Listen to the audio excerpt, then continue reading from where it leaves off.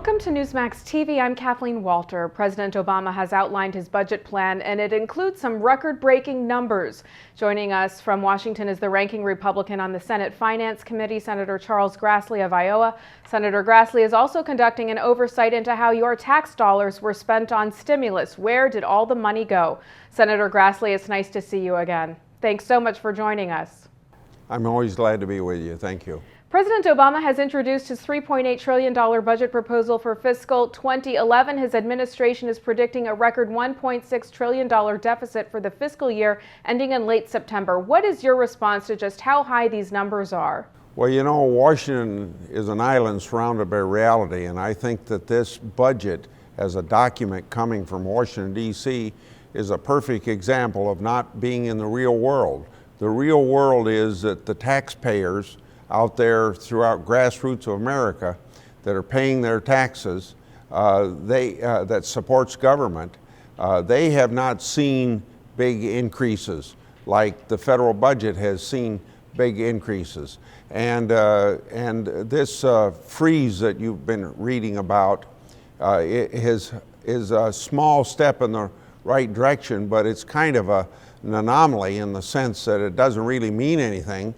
Because, you know, over the last 15 months, there's been 21% increases in this part of the budget. So freezing at such a high level, whereas the taxpayer, working Americans, the people on Main Street, not the people on Wall Street, they haven't seen raises. They've seen their real wages go down, not up. So they do not understand where Washington is coming from, spending so much money and particularly leaving a legacy of debt. Now, Obama aide Peter Orszag, the director of the Office of Management and Budget, has come out and defended the budget by saying it actually brings the deficit down over time while investing in job creation. How confident are you it will do what he claims? Well, if you look at it on a historical average, even if he were right, it's at such a high level of debt that it doesn't make much difference because you start to bring it down. You got to remember, a 40-year average, we've had about less than 3% of gross national product has been the annual deficit. This now is 3 times that. And even if we get where they want to do over a long period of time, it's still going to be 2.5 times that 40-year average. It's not something that's sustainable, and it's going to lead to hyperinflation, or it's going to really put the United States out of the global economy, out of competitiveness.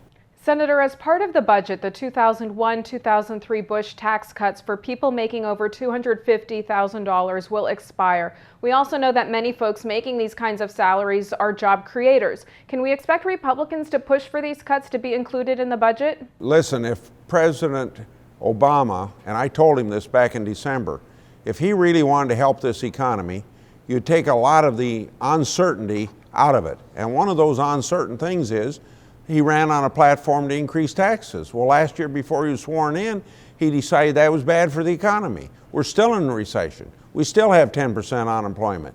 The best thing he could do would be to announce that he wasn't going to have a tax increase. It'd bring some certainty. That would particularly help small business. And something like this tax increase that you asked me about is particularly harmful to small business because they operate on cash flow. The government taking more of their money, less cash flow, less jobs. We got to concentrate on helping small business if we want to get unemployment down, and increasing the taxes on people making under $250,000 is not that. And then if you went with cap and trade, you'd be increasing taxes on everybody through increasing the cost of energy. Okay. Is the administration spending the funds in a way that meets the intent of Congress and thus the people? I understand that you're conducting an intensive oversight to examine how the stimulus funds from the American Recovery and Reinvestment Act were spent, and that you've put Peter Orszag on notice. Tell us about the oversight and what you expect to learn. Well, you're asking me, is it doing the good that we thought it would do? Well, because it's not putting enough emphasis upon small business. Only 0.5% of that $800 billion went to small business. So that's where it's not being misspent. Another place where it's being misspent is for so much government employment. You got to remember, governments, federal, local, and state, they consume wealth. They don't create wealth. Too many people are in the wagon. We need more people pulling the wagon. And when you do things through government that doesn't create wealth, you aren't accomplishing it. But that's one thing. Really what my letter was all about was to find out exactly the good or the not so good that it's done. Because I presented tables to Orszag that lays out one government agency saying we spent this much money, and another government agency on the same program said we spent this much money. I want to know what the truth is, and I want to know how many jobs it created. Do you think that the Fed needs to be more transparent since it is spending money too? Well, that's basically the point of my letter, to get some transparency. But listen, we're talking about a president that ran on a platform of more transparency and more accountability, and we're not getting more transparency. And if you don't get transparency, you can't have accountability. Now, in a weak 70-30 vote, Ben Bernanke was confirmed for a second term as Federal Reserve Chairman. You were among those who voted against. Talk to us about why you voted the way that you did.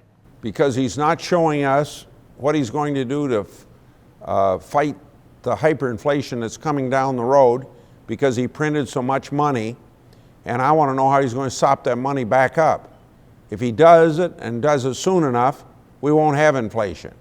But if he doesn't, we're going to have inflation worse than we had. And so the lack of what he's going to do to prevent hyperinflation was my reason for voting no. Okay, let's talk about healthcare reform. The president and Democrats have not addressed the issue of healthcare reform lately with the same intensity as before. Is healthcare reform dead, and do you think that we should hit the proverbial reset button? Well, I hope it's dead, at least the way it passed the Senate. And if there's anything to start over, I think we start over and do it step by step, more incrementally. Don't try to bite off more than we can chew. Don't try to restructure 1/6 of the economy all at one time. That's what they tried to do. It didn't work. They did it in a partisan way. That's another thing that's wrong, because all of the major reforms of American society have been done in a bipartisan way, whether it's Social Security, Medicare, Medicaid, civil rights, all had Republican support. This one did not have public support. So since they are the ones that decided to go partisan, I think it's up to either the president or to the congressional leaders, come to the Republican leaders and sit down and see what they can do to make this bipartisan. They can show good faith by talking about medical malpractice reform, selling insurance across state lines, not having rationing included, not having an individual mandate, and things of that nature will show good faith that they want a good bipartisan bill. Senator, what about cap and trade? Is that going anywhere? No, I don't think cap and trade is going to pass this year. I think the failure that they had with massive restructuring of 1/6 of the economy through health care, cap and trade would be more destructive to the economy than anything they could have thought about doing in health care. It's at the least $1,800 a year, and at a higher figure, maybe $3,000 a year on each household, a cost because of increased cost of energy. It's a tax on energy, it's a tax on the consumer, it's detrimental to our economy, it's going to move all of our manufacturing jobs to China. We shouldn't be doing things like that, particularly during a recession, and particularly when China's not included. After complaints made by the public and politicians, the Obama administration has caved to pressure and scrapped plans to hold 9/11 terror trials in Lower Manhattan. Now, congressional Republicans have announced plans to block funding for civilian trials for accused terrorists. The Obama administration has requested that $200 million to pay for them. And Senate Minority Leader Mitch McConnell says there is bipartisan support to try terror suspects by military tribunals. Does it appear to you that these terror suspects could ultimately end up being tried at Gitmo or by a military tribunal elsewhere? Well, I'm hoping so, but considering the moves made by this administration that are so irrational for our national security and for the thinking of the taxpayer, I don't expect that they're going to reverse their actions. They've already reversed them to some extent. Will they go all the way back to Guantanamo? They ought to. I will vote against money being appropriated to move them all here. I'll vote against additional money for the cost of of the trials here. It's just idiotic to put constitutional rights for terrorists that are greater than the constitutional rights that our own men and women in the military would have if they were court-martialed. That is just plain wrong. Okay. They shouldn't come here, and I hope that the administration is smart enough to reverse their actions. Senator Grassley, last question. Senator-elect Scott Brown will soon be joining you. He's come out saying he's for abortion rights. He's vowed to be independent. Just how much of a help do you expect him to be to the GOP? Well, listen, just winning the election that he did so unexpectedly and so overwhelmingly, it was not just a victory for him and Massachusetts, it was a victory for the entire country, because I think the state of Massachusetts expressed a lot of resentment that the grassroots America have towards Washington, D.C., not listening to the grassroots, and not listening on health care is just one of them. That was a major issue in that election, but not listening generally. It ought to be a wake-up call for every one of us in the Congress. Maybe let me just suggest to do what I do. Hold a town meeting in every one of the 99 counties in the state of Iowa. Do that all over the country. Show the American people that we're representatives of the people and not trustees for the people, that we're trying to do what the grassroots of America wants us to do. That's what the election of Massachusetts was all about. So regardless of where he is on one issue or another issue is not as significant as the tremendous victory that he showed for the nation as a whole, that what Obama administration's been doing over the last year is just too far out. They were elected for change, yes. People voted for them because they thought they were going to change Washington, D.C.